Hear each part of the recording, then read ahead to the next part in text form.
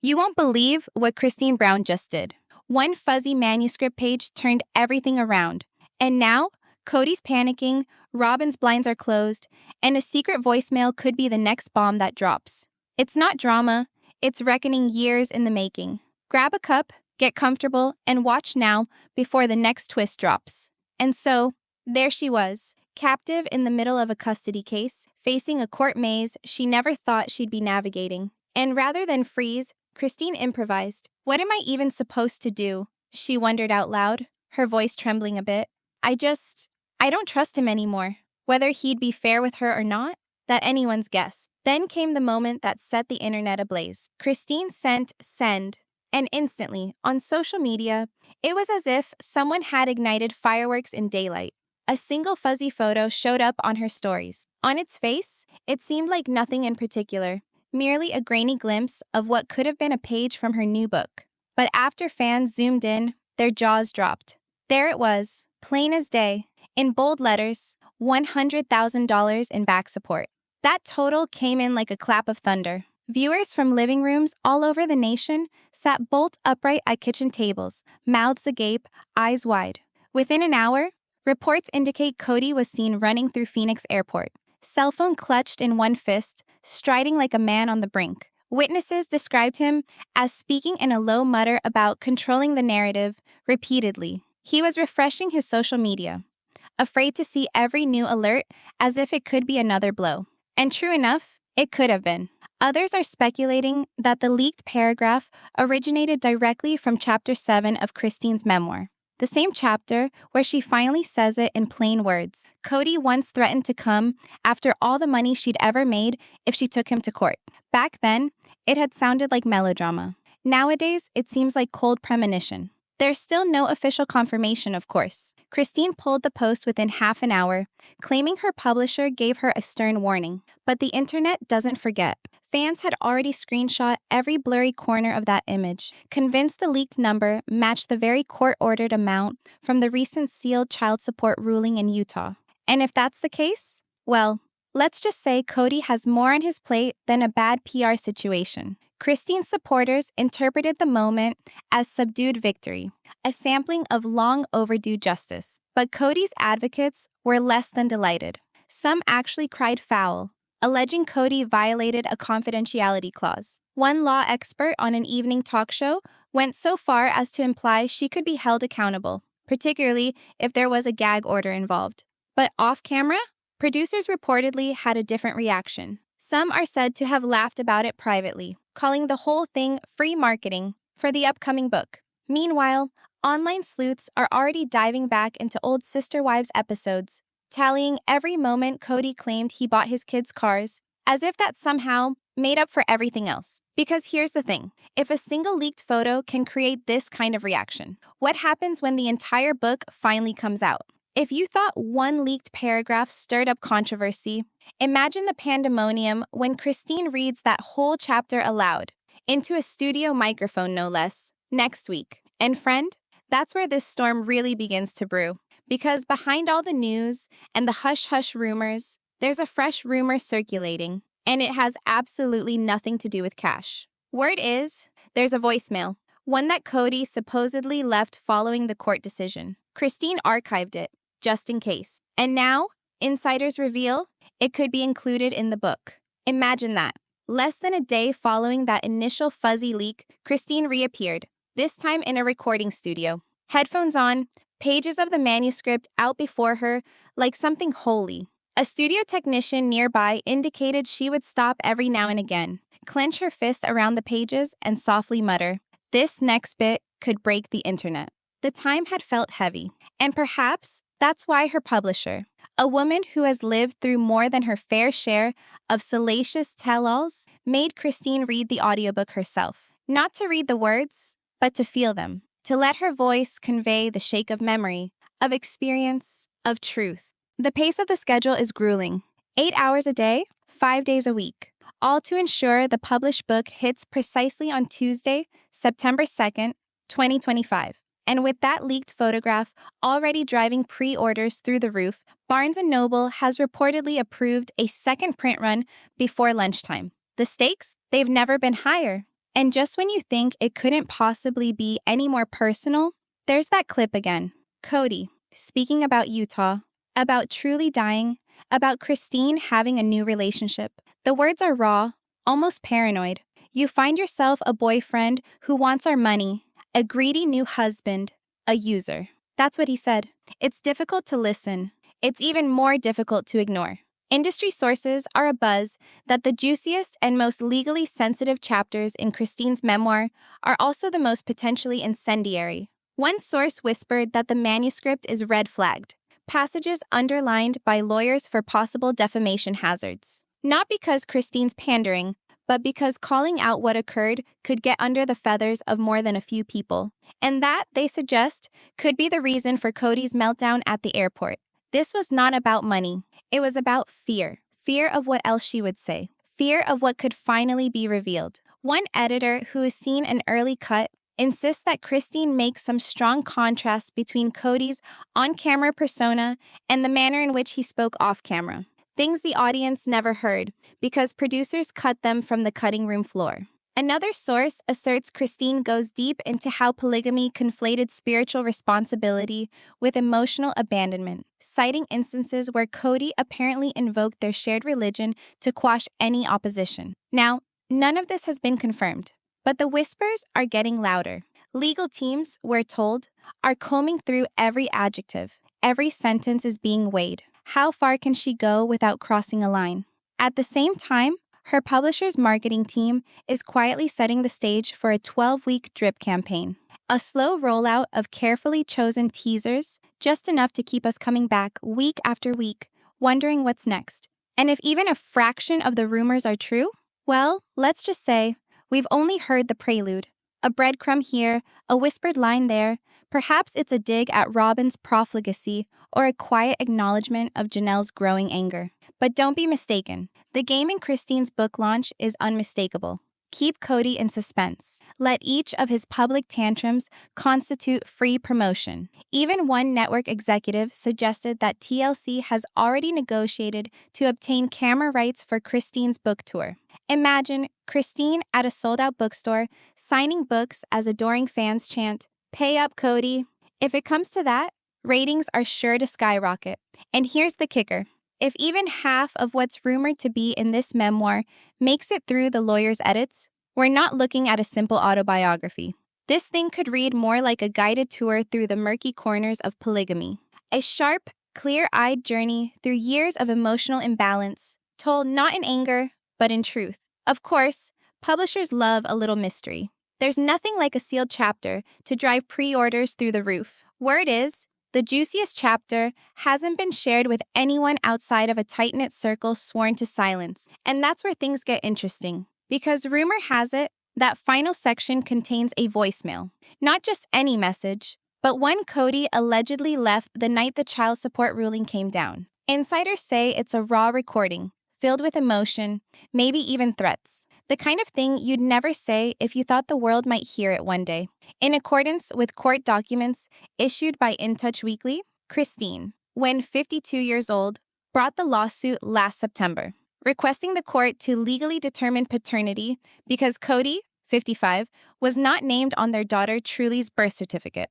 But what really has fans sitting in suspense is this. What did Kody say when he believed only Christine was listening? By the following morning, the domino effects had rippled through, leaving Instagram in the dust and falling firmly into the lap of Reddit sleuths and spreadsheets. These are enthusiasts who exist to reconcile Brown family accounts. They dove into Utah's court fee tables, child support estimators, and every time Kody ever boasted on television of purchasing vehicles for the children. Then the math started. State formulas, base income, parenting time credits, medical offsets. They began to construct an argument.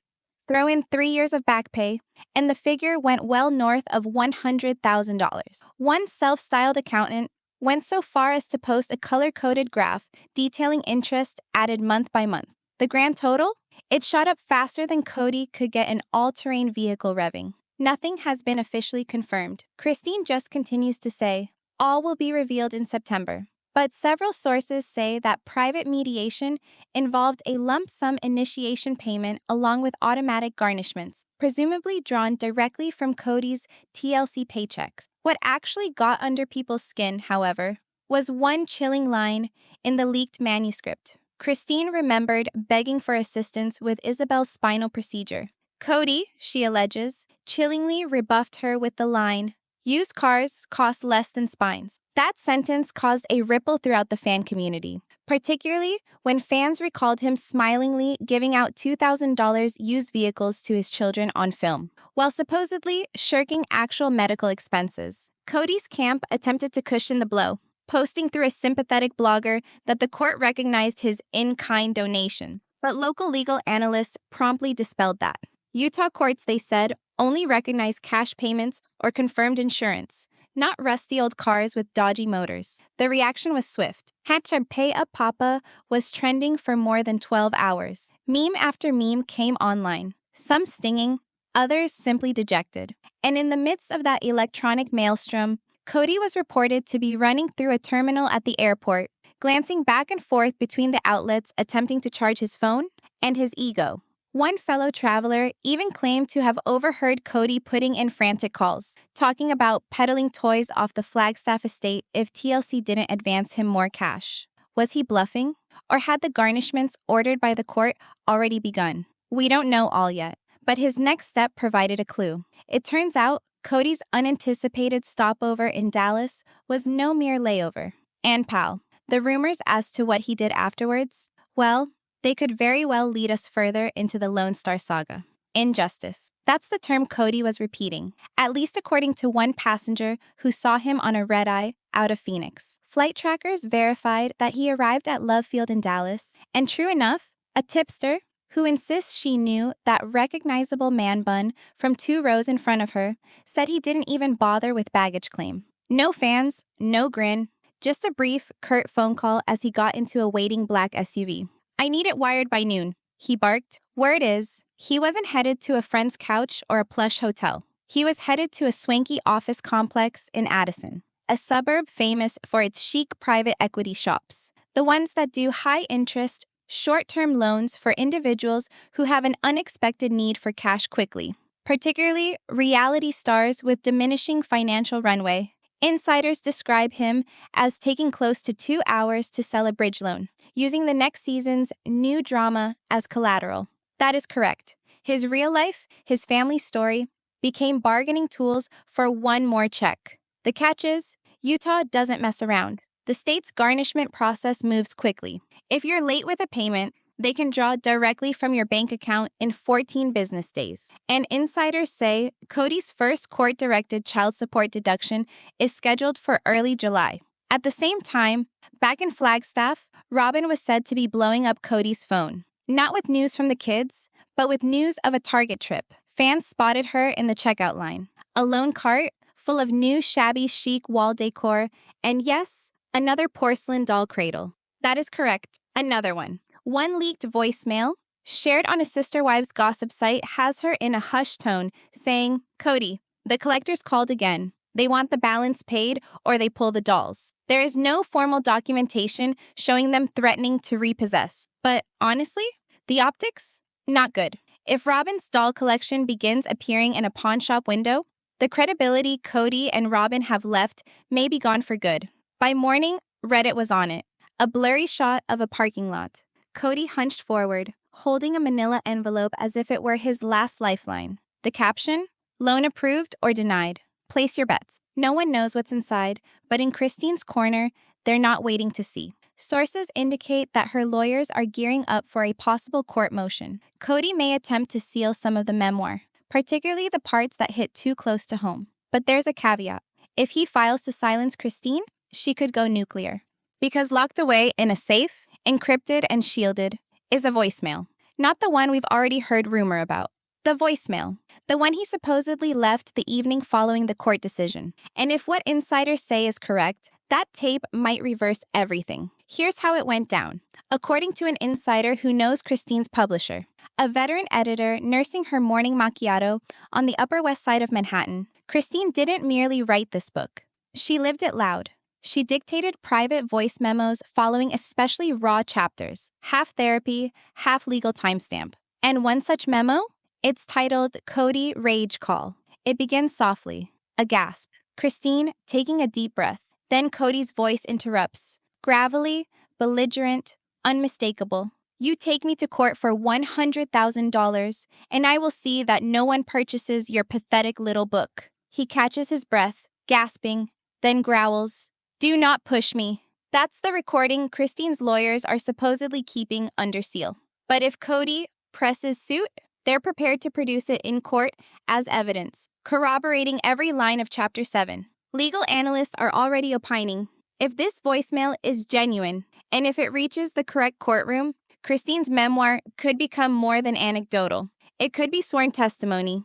And under Utah's anti-SLAPP laws, that would shield her from defamation lawsuits. But even more blockbuster bombs are yet to drop. It all began with a letter certificated.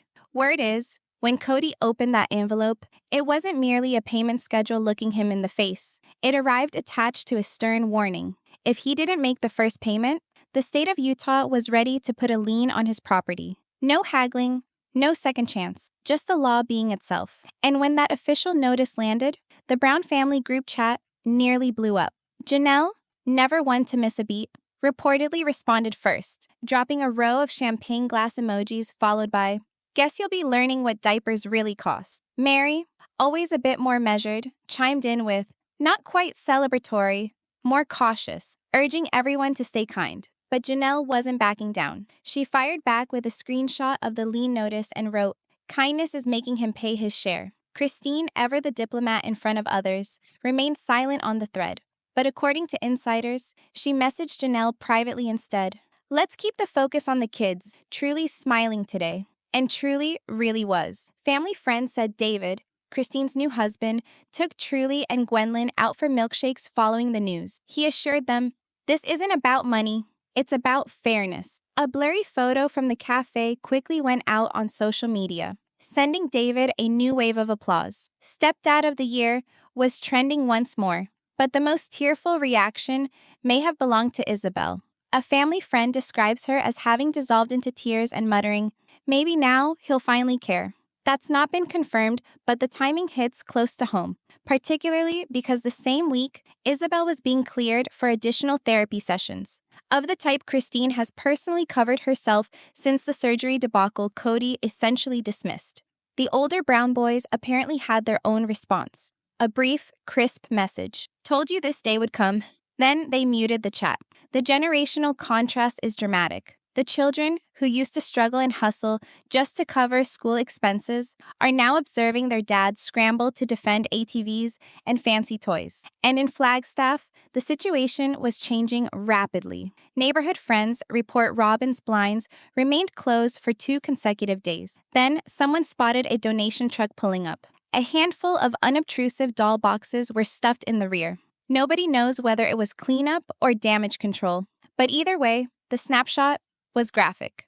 Dolls out, debts in. Later at night, one porch light went on. Kody's outline, stomping, phone held to his ear, pacing and stepping back and forth in view through the window. Rumor is, Christine's attorneys had just delivered the wage withholding notice. His first automatic payment was now set for 14 days to officially hit. So now, the million-dollar question, will Kody pay up quietly, or is another desperate plan already underway? By the following morning, it was only getting uglier. A neighbor who checked her Ring doorbell for a second time said Robin drove in at just after 6 a.m. Her SUV came up nose first, as if she was deliberately parking to block any tow truck from getting within range. She rushed into the house, lugging a lone, battered banker's box. What was inside the box? Sources explain it contained Robin's confidential credit card statements. And lo and behold, the panic isn't only about child support anymore.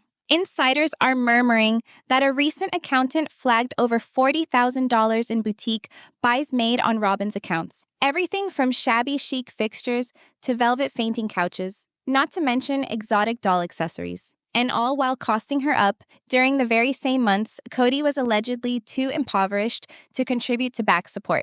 The optics? Let's just say they're less than ideal. While judges are discussing liens and garnishments, Robin's receipts are screaming luxury.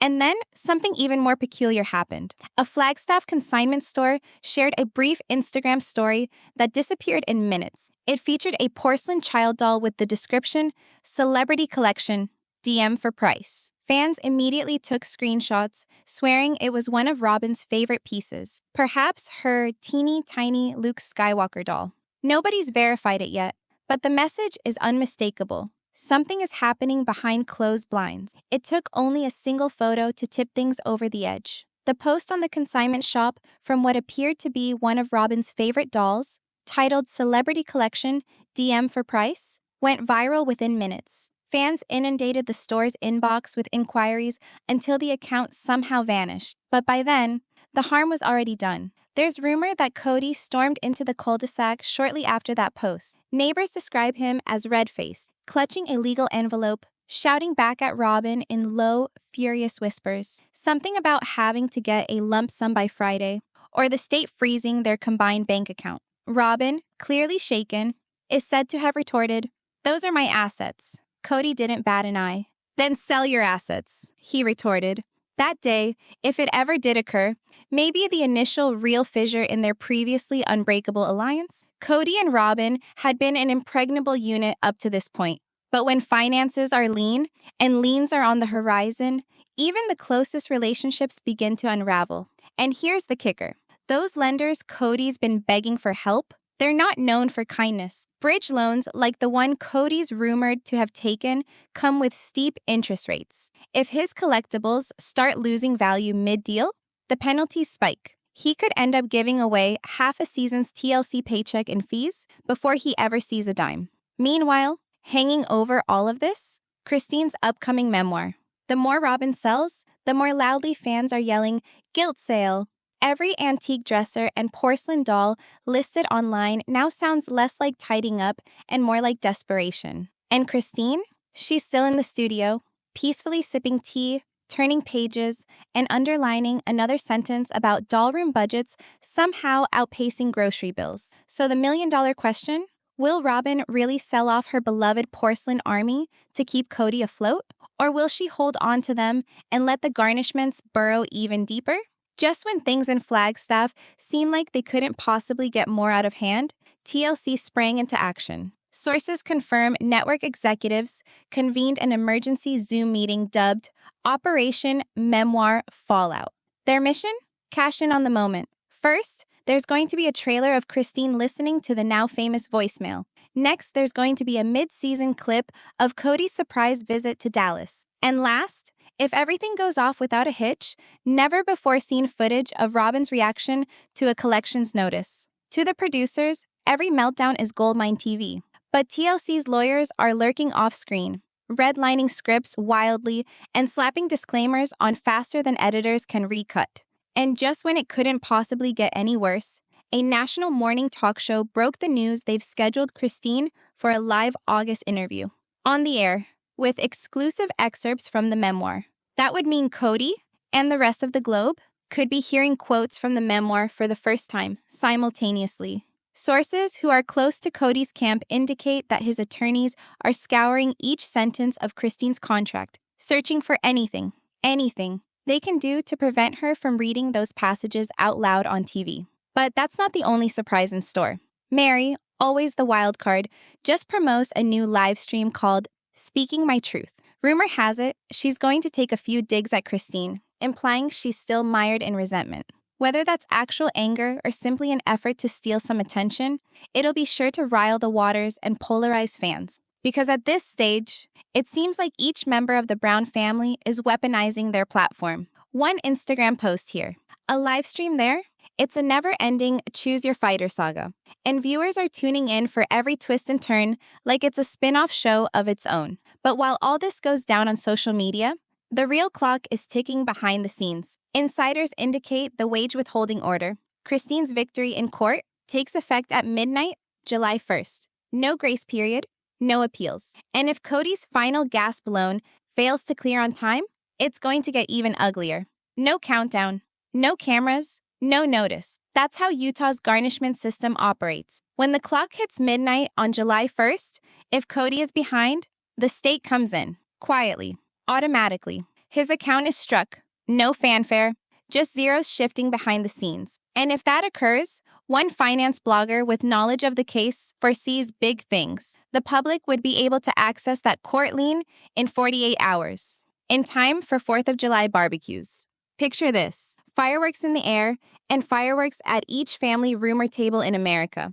Add Christine's scheduled national morning TV appearance. Stir in Mary's pending live stream, replete with seething resentments. Mix in a $100,000 child support order, a memoir release, and a family flinging tales like they're at battle. You don't just have soap, you have a media storm. As one reality TV insider recently summarized, this isn't a season arc. It's a slow-motion implosion. But here's the catch about implosions. They always leave shockwaves behind.